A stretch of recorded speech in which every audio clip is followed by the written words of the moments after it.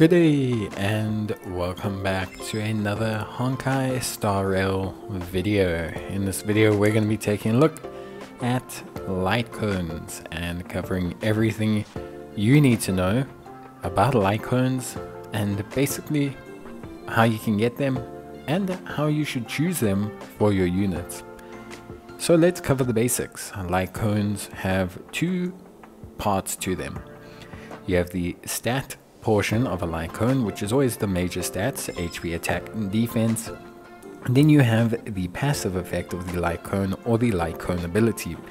This will only apply if it's equipped to a unit that has the appropriate path or class, if you want to use that terminology. Now, it's important to understand that the rarity does affect the stats, the main stats of the light cone. So for example, if I use a 3-star instead of a 4-star, you'll see that the 4-star has substantially more stats. However, this alone is not a reason to bypass the light cone ability. You should always be choosing a light cone based on the light cone ability being eligible. The actual 4-stars themselves or the 3-stars have very minimal variation between the stats, so it's not really at a point where I think it matters too much. Light cone ascension and leveling is easy. You can use other light cones or you can use the light cone augmentation material, the ether, to obviously boost the level. Once a light cone reaches its max level, you can ascend it using ascension materials. This will augment the stats further and unlock another 10 levels. In terms of improvement of the light cone's effect or the light cone ability, you can use duplicates of the light cone, much like you can increase the eidolons of a unit with duplicates to increase the base effect line. This is an incredibly important part of understanding light cones, as it's the major source of how you're going to basically improve light cones beyond their level ability. It's also super important to understand that when you are superimposing a light cone, all light cones, whether they're 3-star, 4-star or 5-star, can only go up to a max superimposed level of 5. You can always check the effects that raising the superimposed level of a unit will be, or the superimposition, by pressing the little icon next to it. So that kind of covers the baseline of light cones, and you should be able to now understand the basics. So now let's talk about how you get light cones, because getting light cones is very important. It's super duper imperative that you have the routes to getting light cones sussed out. Now, in terms of ways to actually obtain light cones, there's only really two direct ways that players can obtain light cones themselves. So the first of these methods is the Echoes of War, which are limited to 3 attempts per week for you to play through. Now, the higher the level of difficulty you apply, the more chance you have of light cones dropping, but they're not guaranteed, and they're limited to 4-star light cones. So you do have some choice and some variety there, but it's a drop. You will also get Lucian's Afterglow, which is a currency that can be used to obtain light cones from the Forgotten Halls vendor. Now, not only do the Forgotten Halls feature the vendor for Lucian's Afterglows and light cones, but the Forgotten Halls are also the primary source, or one of the primary sources for you to obtain Lucian's Afterglows. So it's very important to understand that these two sources, the Forgotten Halls and the Echoes of War, are your very limited gameplay options in obtaining light cones, and right now they are limited to 4-star light cones only. Now, of course, this is still very good. 4-star light cones feature a massive improvement on 3-star light cones, so it's still definitely something I would say players should 100% do and consider. It's definitely an improvement overall, so I would highly suggest that you do so. Of course, when it comes down to choosing your light cones, it's important to also assess which light cones you already have or have received from summons and what your units are, but we'll get to that stage shortly. The other ways for you to obtain light cones is, of course, through summoning. summoning features a variety of ways to obtain light cones, both from the summons themselves and the currency you obtain during them. So, you usually have 3 banners: the permanent banner, a light cone banner, and the unit banner. The unit banner and the permanent banner have a max light cone of 4 stars that you can obtain. So you can obtain light cones, but only up to a max of 4 stars, whereas the light cone event warp will contain some potential 5-star light cones. Now the limit or the pity for light cones is 80 on the light cone banner. The best way though to obtain 5-star light cones is to exchange. So Starlight Exchange is the best method to obtaining 5-star light cones. It's 100% the absolute best method to getting them, which is why you want to save your Starlight, your Undying Starlight. It's a very valuable currency, and it's one of the few ways you can control getting a 5-star light cone beyond summoning on a light cone banner. Now, summoning on a light cone banner is just not suggested for any free-to-play player. It's very much a whale-centric mechanic, and so I highly suggest that you make sure that you only summon on the light cone banner if you A, are willing to spend money, or B, have saved up enough resources that you're convinced you're going to get what you want. Otherwise, the best method is Undying Starlight to obtain 5 stars, and of course Forgotten Halls and Echoes of War to work on your 4 stars.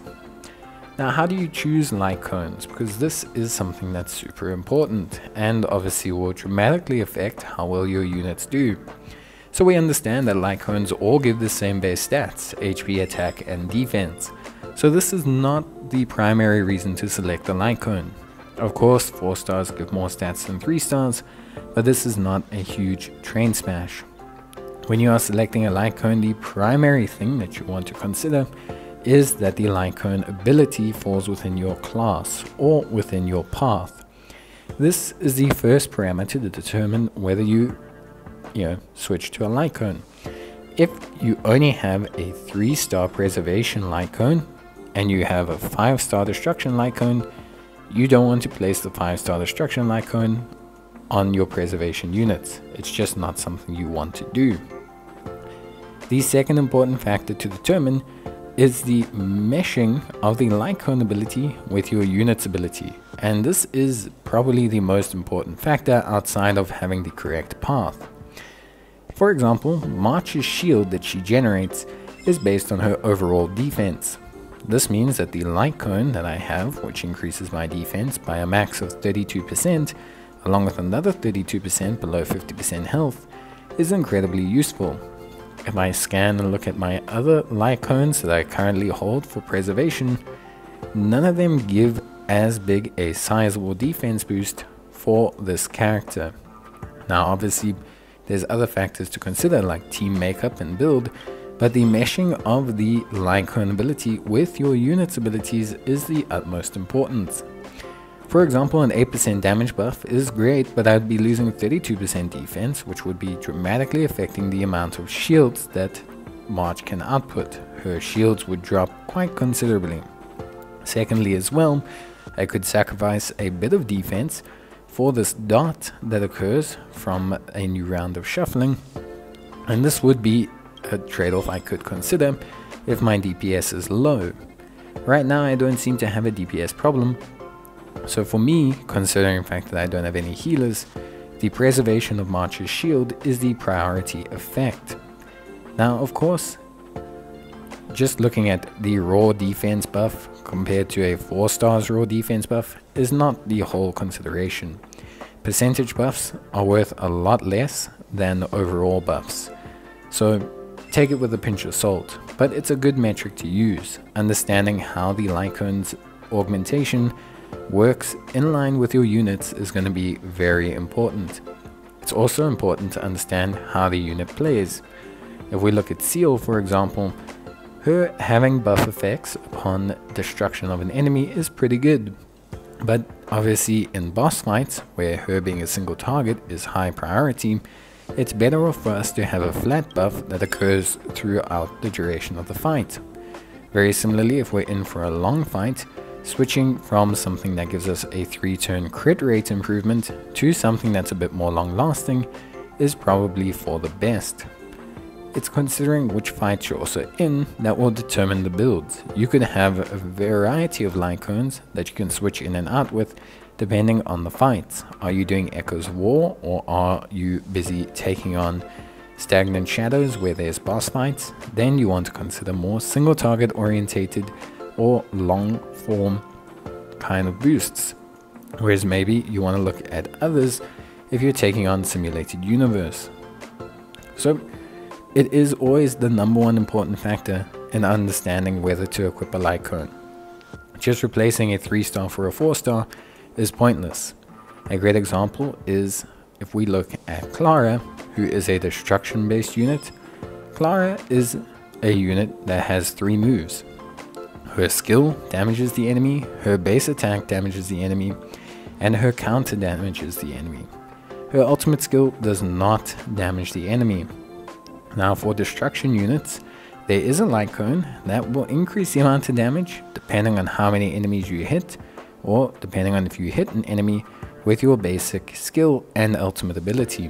Now for Clara, her ultimate ability and her counter don't count towards this metric. You can see here when a user uses a basic skill or ultimate to attack. This means that Clara will be missing out on one of these stacks. And so it's important to maybe consider giving that equipment to someone else who can make do and hold the stack and better use that piece of equipment. You really want to read up on your unit's abilities before you consider which light cones to give them. Secondly, I would also like to preface it by saying I would not consider using a 3-star light cone for pretty much beyond this point. I think once you get to level 50s, it's better off to rather consider pushing 4-star light cones, because at this point in the game, you're also at the point where you can actually source materials and currency to get 4-star light cones. So I would say at around this point, where you're kind of pushing to ascend light cones up to level 60, you would definitely be better off considering switching to 4 stars overall. But that's it from me. I hope you guys enjoyed the video. Let me know if it helped you, and I'll see you guys in the next one. Until then, bye.